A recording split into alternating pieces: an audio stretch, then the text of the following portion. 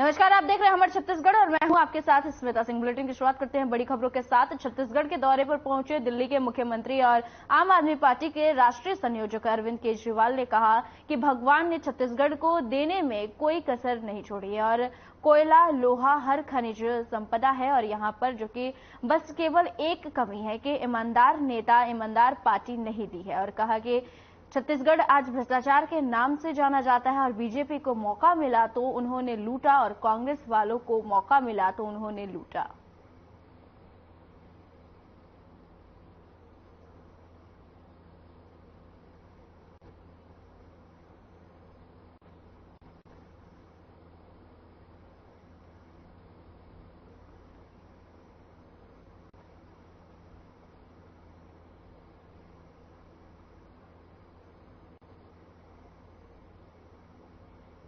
खबर रायपुर से, जहां भूपेश बघेल ने शहीद स्मारक भवन में आयोजित प्रांतीय आर्य महासम्मेलन में हिस्सा लिया और सीएम बघेल ने केंद्र सरकार पर जमकर हमला बोला है। जहां उन्होंने कहा है कि पहले गृह मंत्री, रक्षा मंत्री आए और अब प्रधानमंत्री आने वाले हैं, लेकिन सब लोग झूठ परोस कर जा रहे हैं। और यूसीसी को लेकर सीएम बघेल ने कहा कि कॉमन सिविल कोड की बात है तो सबसे पहले ड्राफ्ट तो सामने रखे।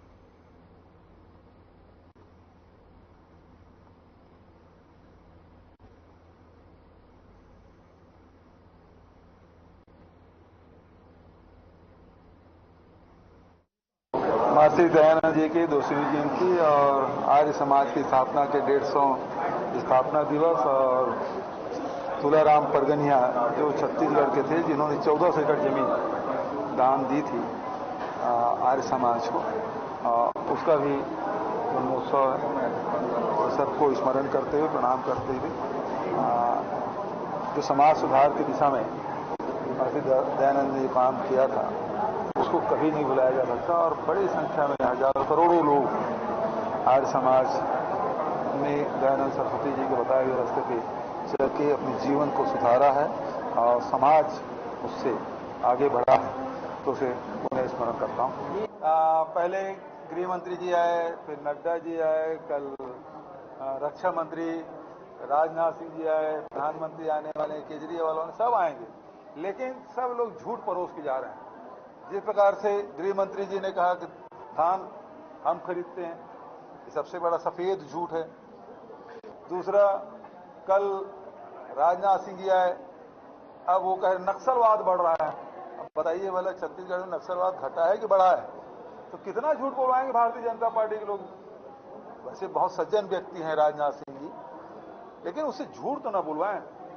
और अब चूंकि नक्सलवाद उनके विभाग का नहीं है और कल धर्मांतरण के बारे में बोल रहे थे, वो भी उनका विभाग नहीं है, लेकिन भारतीय जनता पार्टी के लोग उससे भी झूठ बोलवा रहे हैं। धर्मांतरण के बारे में मैं सीधा बोल रहा हूं कि धर्मांतरण के मामले में रमन सिंह के राज में जितना चर्च छत्तीसगढ़ में बना उससे पहले नहीं बना ना उसके बाद कभी बना है। तो रमन सिंह के राज में सबसे ज्यादा धर्मांतरण हुआ है। आप कहें तो मैं सूची राजनाथ सिंह मांगे तो उसको दे सकता हूं, रमन सिंह मांगे तो उसको भी दे सकता हूं, लेकिन एक सवाल पूछना चाहता हूं धर्मांतरण के मामले में। इतने साल तक रहे, आपने 2006 में बिल लाया, उसको लागू क्यों नहीं करवा पाए? डबल इंजन की सरकार थी, आप लागू क्यों नहीं करवा पाए? तो लगातार झूठ बोलने का काम, बरगलाने और गुमराह करने का काम कर रहे हैं। तो छत्तीसगढ़ की जनता सबको जानती है, पहचानती है। कमीशन खोरों की सरकार रही है। 2018 सितंबर में आरबीआई ने रिपोर्ट सबमिट की जिसमें सबसे ज्यादा गरीब छत्तीसगढ़ के, सबसे ज्यादा अशिक्षा छत्तीसगढ़ में, सबसे ज्यादा कुपोषित छत्तीसगढ़ में। तो ये आरबीआई की रिपोर्ट है, मैं नहीं कर रहा हूं। सितंबर 2018 में प्रकाशित हुआ। और आज स्थिति यह है कि कुपोषण के खिलाफ भी लड़ाई लड़ रहे हैं, अशिक्षा के खिलाफ भी लड़ाई लड़ रहे हैं। बस्तर में जो स्कूलें बंद थी उसको फिर से शुरू किए हैं। स्कूलों के में शिक्षकों की भर्ती भी कर रहे हैं, स्कूलों के रंग रोगन भी कर रहे हैं, अतिरिक्त कमरा भी बना रहे हैं। भवनहीन शालाओं में वहां भवन भी बनवा रहे हैं। स्वामी आत्मानंद अंग्रेजी स्कूल, अब तो कॉलेज भी खोल रहे हैं। तो शिक्षा के क्षेत्र में, रोजगार के क्षेत्र में आप देखें, रमन सिंह के राज में तो महुआ को सड़कों में फेंकते थे आदिवासी, आज 65 प्रकार के लघु उपज खरीद रहे हैं, उसका वैल्यू एडिशन कर रहे हैं। लोगों की जेब में पैसा जा रहा है और डायरेक्ट पैसा जा रहा है भाई। किसानों के खाते में डायरेक्ट पैसा जा रहा है, मजदूरों के खाते में डायरेक्ट पैसा जा रहा है, जो गोबर विक्रेता है, पशुपालक है, उसके खाते में सीधा पैसा जा रहा है, बेरोजगारी भत्ता हो उसमें सीधा पैसा जा रहा है। भ्रष्टाचार कहां? रमन सिंह बोले थे खुद कि 1 साल कमीशन बंद कर दो, 30 साल राज करेंगे। तो कमीशन खोरों की सरकार रही है और कमीशन खोरों के सरताज रमन सिंह रहे, वो आरोप लगा रहे हैं। कोयला घोटाले की बात बोल रहे हैं, वो तो लगाए थे 10 लाख करोड़ का घोटाला हुआ, 10 साल हो गए उसे सरकार बने, कोई एक आदमी पकड़ा गया। तो ये लोग अफवाह फैलाने में बड़े माहिर। खबर सख्ती से है, जहां विधानसभा अध्यक्ष डॉक्टर चरणदास महंत के द्वारा ऋषभ तीर्थ के आश्रित गांव आदिवासी वनांचल क्षेत्र ग्राम सलिया भाटा में कोल्ड स्टोर का भूमि पूजन किया गया और इस दौरान सख्ती विधानसभा क्षेत्र के बूथ प्रशिक्षण में मुख्यमंत्री के साथ वर्चुअल रूप से जुड़कर प्रशिक्षण शिविर का शुभारंभ किया गया।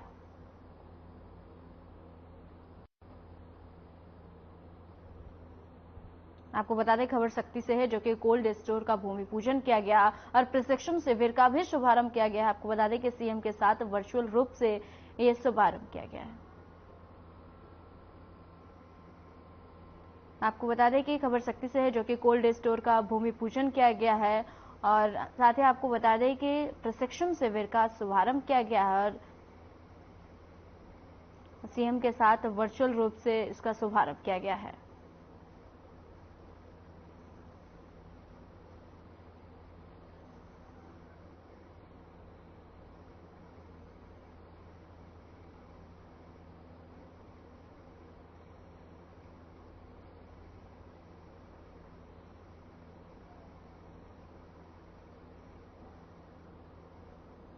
अंतागढ़ विधायक अनूप नाग शनिवार को 68 साल के हो गए और जन्मदिन के अवसर पर सीएम भूपेश बघेल और डिप्टी सीएम टीएस सिंहदेव और प्रदेश कांग्रेस अध्यक्ष मोहन मरकाम समेत प्रदेश के मंत्रियों से लेकर विधायकों ने उन्हें बधाई संदेश भेजे हैं। और वहीं सीएम भूपेश बघेल ने सुबह फोन कर विधायक नाग से बात की है और उनको जन्मदिन की बधाई दी है और विधायक के दामाद चेतन और बेटी दीपश्री ने माता पिता की आरती उतारकर उन्हें जन्मदिन की बधाई दी है और इसके बाद पूरे अंतागढ़ विधानसभा सहित कांकेर जिले के कोने कोने से लोगों के विधायक निवास और विधायक कार्यालय अंतागढ़ में आने का सिलसिला शुरू हो गया और आपको बता दें कि जो कि देर शाम तक ये जारी रहा।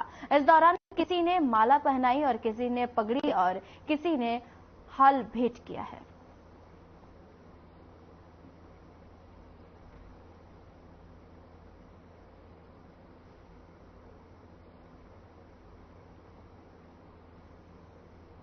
आपको बता दें, खबर पंखाजोर से है, जो कि लंबी उम्र की दुआएं मांगी गई है। साथ ही आपको बता दें कि विधायक अनूप नाग का जन्म दिवस था आज। इस मौके पर सीएम समेत सभी लोगों ने बधाई दिया है। सरगुजा संभाग प्रभारी संजय श्रीवास्तव ने छत्तीसगढ़ सरकार की योजनाओं को लेकर तंज कसा है। उन्होंने कहा है कि भूपेश बघेल की सरकार केवल योजनाओं का क्रियान्वयन करते हैं और इसका प्रभाव धरातल में नहीं दिखता है और इस सरकार की रवानगी का समय आ गया है। आपको बता दें कि तब जाकर योजनाओं के माध्यम से भ्रम फैलाने का कार्य कर रही है। और साथ ही उन्होंने यह भी कहा कि शहरी स्वास्थ्य स्लम योजना बात पर कहा कि इसका प्रशिक्षण करने के लिए बाद दवाइयों में भी पता चला है कि काफी ज्यादा भ्रष्टाचार देखने को मिल रहा है और राशन कार्ड में वोट बैंक की राजनीति कांग्रेस सरकार कर रही है। कांग्रेस का कहना है कि लगातार केंद्रीय मंत्री आ रहे हैं और झूठ के ऊपर झूठ परोसे जा रहे हैं, जबकि नक्सलवाद को लेकर कहते हैं तो कभी धर्मांतरण को लेकर कहते हैं। जबकि बीजेपी सरकार थी, जब रमन सिंह की सरकार थी, उस समय सबसे ज्यादा धर्मांतरण हुआ है। देखिए, मैंने कहा ना, भ्रम, झूठ, फरेब, ये कांग्रेस सरकार की हमेशा से पहचान है। यदि वो कहते हैं कि हमारी सरकार के समय हुआ तो क्यों नहीं आंकड़े पेश करते? हमने तो खुली चुनौती दी है कि आंकड़े पेश करें। चर्च की बात करते हमने कहा बताइए कि आंकड़े पेश करिए, लेकिन आंकड़े नहीं है इनके पास में। ये केवल लोगों को भ्रम पैदा कराना चाहते हैं। तो मुझे लगता है इनकी घोर असफलता ही इनको बाहर का रास्ता दिखाई करेगी। 5 साल के कार्यकाल के बाद जनता उसको देखती है, उसका परीक्षण करती है, उसको समझ में आता है कि सरकार किस दिशा में जा रही है। क्या नारायणपुर की जो घटना कोई गलत घटना थी, या फिर कोई कवर्धा में जो कांड हुआ कि कभी छत्तीसगढ़ में ऐसा नहीं हुआ। संप्रदाय और ये धर्मांतरण का विषय कभी आज तक बीजेपी की सरकार के समय नहीं हुआ। बीरमपुर जैसी घटना जिसने पूरे छत्तीसगढ़ को देश के अंदर में बदनाम किया, उसका भी मैं इसको श्रेय कहूंगा भूपेश बघेल को। छत्तीसगढ़ को बदनाम करने का श्रेय किसी को जाता तो भूपेश बघेल जी को जाता है। कभी आज तक पहले, इसके पहले 18 वर्षों में छत्तीसगढ़ में इस तरह की स्थिति निर्मित नहीं हुई जो भूपेश बघेल जी कर रहे हैं। जात पात धर्म के आधार पर लड़वाने का काम, स्थानीय बाहरी लड़वाने का काम यदि कोई कर रहा है वो भूपेश बघेल। जो है मुख्यमंत्री लगातार योजनाओं का क्रियान्वयन कर रहे हैं, किस प्रकार से देखते हैं छत्तीसगढ़ में? भूपेश बघेल जी की जो छत्तीसगढ़ की सरकार है वो केवल योजनाओं की ही सरकार है, लेकिन इस भूपेश सरकार की योजनाएं कभी धरातल पर स्पष्ट रूप से दिखाई नहीं देती। और बड़े आश्चर्य की बात है, जब चुनाव के 3 महीने बचे हैं, जब इस सरकार की रवानगी तय है, चूंकि ये ठप्पा तब लग गया जब भूपेश बघेल के चेहरे को किनारे करके कांग्रेस हाईकमान ने टीएस सिंहदेव को भी बराबर का दर्जा दिया। इससे स्पष्ट है कि भूपेश बघेल की लोकप्रियता समाप्त हो चुकी है। भूपेश बघेल जी की स्वीकार्यता इस प्रदेश में लगभग समाप्त हो गई है। लेकिन योजनाओं के माध्यम से भ्रम पैदा करके उसी योजनाओं को थोड़ा बहुत फेरबदल करके लोगों को भ्रमित करने का काम भूपेश बघेल की सरकार कर रही है। शहरी स्लम स्वास्थ्य योजना जो इनकी है, मैं चुनौती देता हूं, ये बस्तियों में जाती है जहां कुछ लोगों का ये परीक्षण करते हैं, स्वास्थ्य परीक्षण, लेकिन वहां पर आवश्यक दवाई प्रदान नहीं कर पाते। दवाइयों में भी घालमेल भ्रष्टाचार है। और इसी प्रकार की जो मितानिन की योजनाएं हैं, इन योजनाओं को नए सिरे से करके उन मितानिनों को किसी भी प्रकार का सहयोग प्राप्त नहीं हो रहा है। जो राशन कार्ड, जो इनको जो सुविधा केंद्र खोल रहे हैं, उसका भी लाभ इनको प्राप्त नहीं हो रहा है। इससे मुझे लगता है कि केवल भ्रम की राजनीति करके जो कांग्रेस के डीएनए में हमेशा से रहा है, वो इस तरह करके लोगों को भ्रम करके वोट बैंक की राजनीति करने का प्रयास कर रही है। लेकिन लगातार केंद्रीय मंत्रियों का बीजेपी से दौरा छत्तीसगढ़ में हो रहा है। आगामी विधानसभा चुनाव पे कितना जो है सार्थकता नजर आएगी बीजेपी में? देखिए, आगामी विधानसभा चुनाव में इस प्रदेश में भारतीय जनता पार्टी की सरकार बनने जा रही है। बीजेपी के कार्यकर्ताओं में उत्साह है, लेकिन जनता भूपेश बघेल की सरकार से परेशान है। ये हमारे लिए सबसे सकारात्मक पक्ष है, क्योंकि इस प्रदेश में प्रदेश की जनता ने दोनों सरकारों को देखा। 15 साल हमारी सरकार को भी चलते हुए देखा, 5 साल भूपेश बघेल की सरकार को भी देखा। कभी बीजेपी की सरकार के समय में चावल वाले बाबा या तमाम प्रकार की योजनाएं, बच्चों के लिए योजनाएं, बाल श्रवण योजनाएं, हार्ट की योजनाएं, तमाम प्रकार की योजनाओं के साथ में इस प्रदेश का विकास हुआ। दूसरी ओर भूपेश बघेल की सरकार की पहचान भ्रष्टाचारी सरकार की पहचान बनी। जो कांग्रेस कभी ये वादा करे कि हम शराब बंद करेंगे, लेकिन शराब पर 2000 करोड़ का घोटाला करना, रेत खनन में माफियाओं का गुंडागर्दी करना, इस प्रदेश में हाहाकार मचा हुआ है। और अब बहुत जल्द प्रदेश की जनता मुक्त होना चाहती है।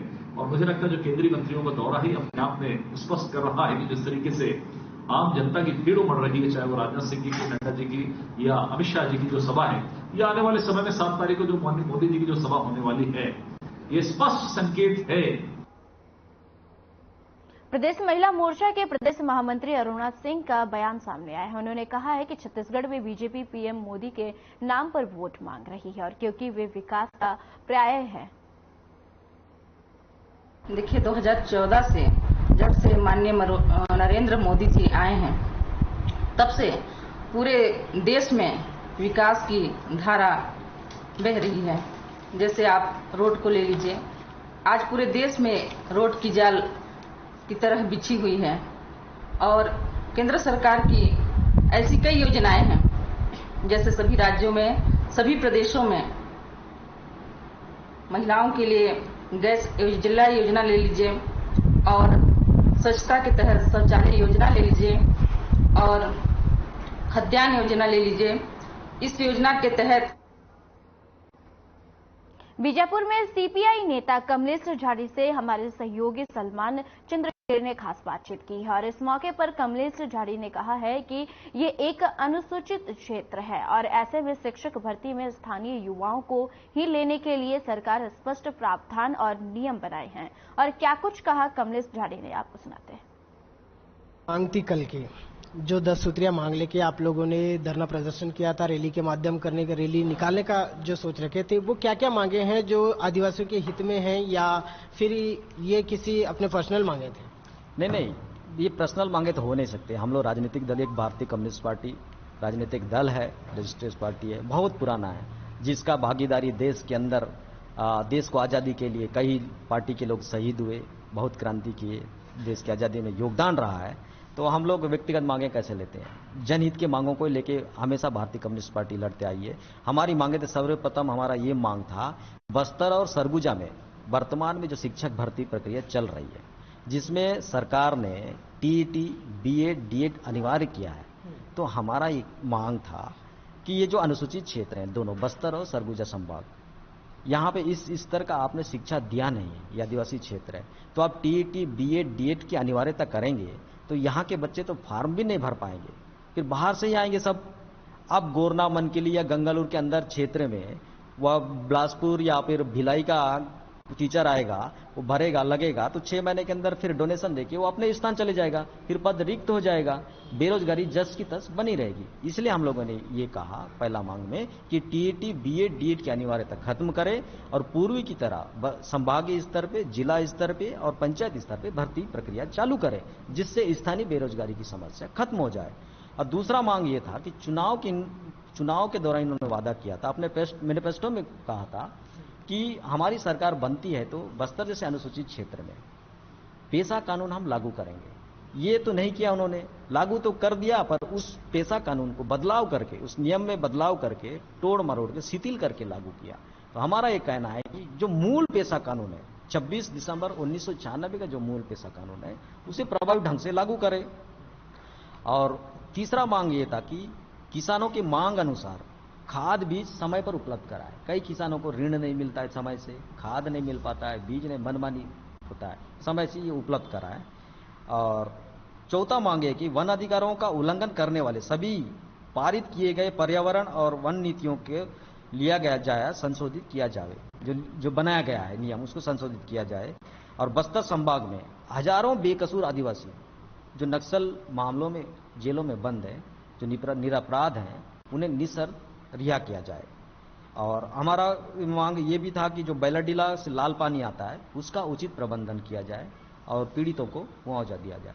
साथ ही हमारा मांग ये भी था कि सुकमा जिला व बीजापुर जिले के सरहद में जो विगत 2 साल पहले सिलगेर में जो गोलीकांड हुआ था, बेकसूर ग्रामीण आदिवासी मारे गए थे, उसका जांच रिपोर्ट सार्वजनिक किया जाए और पीड़ितों को उचित मुआवजा दें और परिवार को नौकरी दें। ऐसे तब कई मुद्दे, 10 मुद्दों को लेकर हम लोगों को कल महामहिम राज्यपाल महोदय और मुख्यमंत्री महोदय के नाम ज्ञापन सौंपना था, पर ये जिला प्रशासन ने सरकार के इशारे पे, यहाँ के विधायक के इशारे पे हमको वहां पे जाने नहीं दिया, पहुंचने नहीं दिया, और धरना स्थल पर ही आकर के हमारा ज्ञापन लिया गया।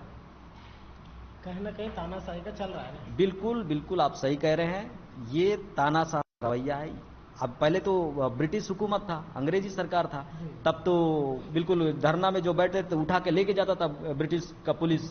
वैसे ही हो रहा है यहाँ पे भी। आप हक और अधिकार की बात करें, जनता की लड़ाई लड़ें, जुलूस निकालेंगे, बोले परमिशन नहीं देंगे। अब बताइए आप कैसे करेंगे परमिशन? लेकिन संविधान में तो बराबर ये अधिकार दिया गया है, सबको अधिकार दिया। क्या कांग्रेस की सरकार विपक्ष में थे तो नहीं किया क्या? हर 15 दिन में, हर हफ्ते में, 2-4 दिन में यही तमाम लोगों के साथ रैलियां करते थे। आज इन लोग क्यों रोक रहे हैं हमारी रैली को? कांग्रेस की सरकार क्यों रोक रही है हमारी रैली को, जुलूस को? ये तानाशाह रवैया है, ये लोकतांत्रिक मूल्यों का हनन है, लोकतंत्र के लिए खतरा है, और इसका भारतीय कम्युनिस्ट पार्टी जिला कमेटी बीजापुर कड़ी निंदा करती है और निंदा प्रस्ताव पारित करती है। और सवाल है आपसे कि ये जो आदिवासियों के हित के लिए जो आप खड़े रहते हैं, जो आपकी सीपीआई पार्टी, जो भारतीय कम्युनिस्ट पार्टी खड़ी रहती है, कहीं ना कहीं आदिवासियों को जो तकलीफ हो रहा है, आज चुनावी डेट आने वाला है, कुछ महीनों में चुनाव होने वाला है, तो आपको क्या लगता है कि ये जो आदिवासियों का तकलीफ ऐसी ही रहेगा कि उसके हित के लिए कोई खड़ा होगा? देखिए, आदिवासी, आपने कहा कि आदिवासियों का जो चुनाव मतलब तकलीफ है, ये तकलीफ आज का नहीं है, ये तकलीफ 200 वर्ष सदियों से है। ये जब ब्रिटिश हुकूमत था और उससे पहले जो वो राजाशाही चलता था, है ना, रियासत काल था, रियासत काल के बाद ब्रिटिश हुकूमत आया, जब भूमकाल हुआ 1910 में, आदिवासी बहुत सारे सालों से, लगभग इनका इतिहास 200 साल पहले से शोषित होते आ रहे हैं। पहले ब्रिटिश हुकूमत ने शोषित किया, यहाँ के जल जंगल जमीन पे जब खतरा लगा यहाँ के आदिवासियों को महसूस हुआ, तब भूमकाल हुआ। ऐसे ही आज भी आदिवासियों के हिस्से में तो सिर्फ संघर्ष लिखा हुआ है। वो अपने जल जंगल जमीन को बचाने के लिए और अपनी अस्मिता की लड़ाई 200 वर्षों से लड़ते आ रहे हैं और वो संघर्ष करते आ रहे हैं। संघर्ष तो रहेगा, चाहे कांग्रेस का सरकार आए चाहे बीजेपी का सरकार आए, आदिवासियों को हितैषी तो हो नहीं सकते ये लोग। 15 साल भाजपा की सरकार रही, बहुत शोषण किए, निर्दोषों की हत्या, मार काट बहुत चला, सलवा जुलूम चला, कई घरों को आग लगाए, ताड़ मेटला, सारकेगुड़ा, एड़समिट्टा जैसे किए, है ना। अब कांग्रेस सरकार आया, अभी भी वही हाल है। सिलगेर का कांड देख लीजिए, सिलगेर में क्या हो गया देख लीजिए आप, बुर्जी में क्या हो रहा है देख लीजिए आप। आम जनता को गांव में आने तक नहीं दे रहे हैं। तो जो गांव वाले मुआवजा के लिए लगे हुए हैं, हमेशा गुहार लगाते रहते हैं कि हमें इस कांड में जो हमारे लोग शहीद हुए हैं उनका मुआवजा मिलना चाहिए। क्या लगता है शासन प्रशासन इनकी मांगों को पूरा करेगा? देखिए, सरकार को पूरा करना चाहिए, अब तक का नहीं किया। हमारा ये मांग है कि सरकार इस पर अमल करे, ध्यान देना चाहिए, पूरा करना चाहिए। चुनावी दौर भी है अभी। कांग्रेस सरकार से हम मांग करते हैं कि जितने भी निर्दोष आदिवासी मारे गए हैं उस गोलीकांड में, उनको तत्काल मुआवजा दें और परिवार के एक एक सदस्य को नौकरी दें। ये उनके साथ काफ़ी अन्याय हुआ है। और ये भी कहना चाहते हैं हम आपके चैनल के माध्यम से, यही कांग्रेस के सरकार के लोग, यही विक्रम मंडावी जी, यही कवसी लखमा जी जब विपक्ष में रहे तो जहां भी फर्जी मुठभेड़ या कोई घटना होता था तो जांच कमेटी बना करके जाके चिल्लाते थे, जांच कमेटी बनाओ, ये करो, कार्रवाई करो। आज तो सारकेगुड़ा, एड़समिट्टा की जांच रिपोर्ट आ गई, न्यायिक जांच रिपोर्ट आ गई, फिर कार्रवाई क्यों नहीं हो रहा है? ये सब इनका दोहरा चरित्र है। ये सिर्फ राजनीति के लिए आदिवासियों को इस्तेमाल करते हैं। ये आदिवासियों का हित नहीं चाहते। हित चाहते होता तो अभी कार्रवाई भी होता, लोगों को मुआवजा भी मिलता, लोग यहाँ आने से रोकते भी नहीं। सरकार घबराई हुई है अभी, क्योंकि इन्होंने कोई वादा पूरा भी नहीं किया है। सबको पता चल गया है इनके नीतियों को। एक ही इनके योजना दिखता है, गोबर खरीदो और गोबर बेचो। वो उसमें भी काफी भ्रष्टाचार, घोटालों में भी ये चल रहा है। कोरबा दर्री मार्ग पर हसदेव नदी के ऊपर नया पुल के रास्ते में शनिवार रविवार की मध्य रात्रि हुए दर्दनाक सड़क हादसे में कार सवार शहर के 3 दोस्तों की दर्दनाक मौत हो गई। आपको बता दें कि कोरबा प्रवास पर चल रहे कोरबा लोकसभा क्षेत्र के सांसद ज्योत्सना चरणदास महंत को सुबह जैसे ही इस हृदय विदारक घटना की जानकारी हुई, वह दुर्घटना स्थल पर पहुंचे और उन्होंने अधिकारियों से दुर्घटना के संबंध में जानकारी लेते हुए हादसे में मृतकों के प्रति अपने गहरी शोक संवेदना व्यक्त करते हुए परिजनों को संबल प्रदान करने के भगवान से प्रार्थना की है। और उन्होंने कहा है कि सड़क हादसों पर नियंत्रण के लिए प्रभावी और ठोस कार्य किए जाने की जरूरत है।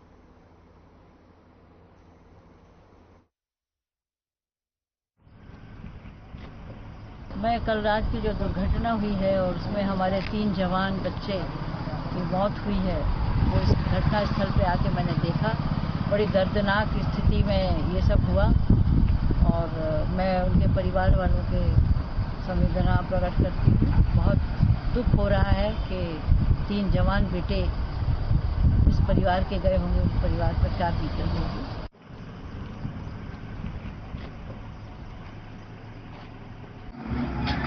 बता दें खबर कोरबा से है, जो कि रविवार को देर रात दुर्घटना हुई जिसमें हादसे में 3 युवकों को चोट लगी और जिसके बाद मौत हो गई। आपको बता दें कि सूचना मिलते ही मौके पर पहुंचे पुलिस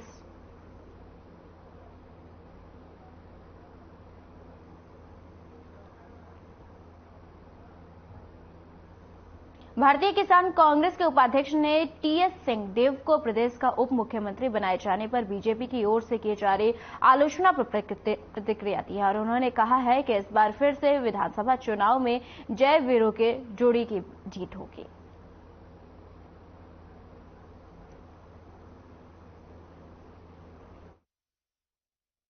आज डॉक्टर रमन सिंह द्वारा ये स्टेटमेंट जारी हुआ कि छत्तीसगढ़ में 120 दिनों के लिए डिप्टी सीएम बनाया गया। उनके पेट पे दर्द होने लगा और उसके कुछ मंत्री उनसे सुर में सुर मिलाते नजर आए। छत्तीसगढ़ में कांग्रेस की सरकार, भूपेश बघेल जी की सरकार बहुत अच्छा काम कर रही है और पूरे भारत देश में अपनी जो राज्य की पहचान को और आगे बढ़ाते जा रही है। इससे उनका पेट दर्द रुक नहीं रहा है। मुद्दा विहीन भारतीय जनता पार्टी के पास कुछ चारा ही नहीं रहा, तो वो छत्तीसगढ़ की जनता को बरगलाने के लिए वो कुछ स्टेटमेंट जारी कर दिए हैं कि छत्तीसगढ़ सरकार भ्रष्ट सरकार है। देखिए रमन सिंह जी, मैं आपको ये कहना चाहता हमारे छत्तीसगढ़ बुलेटिन में फिलहाल के लिए इतना ही। मुझे दीजिए इजाजत। नमस्कार।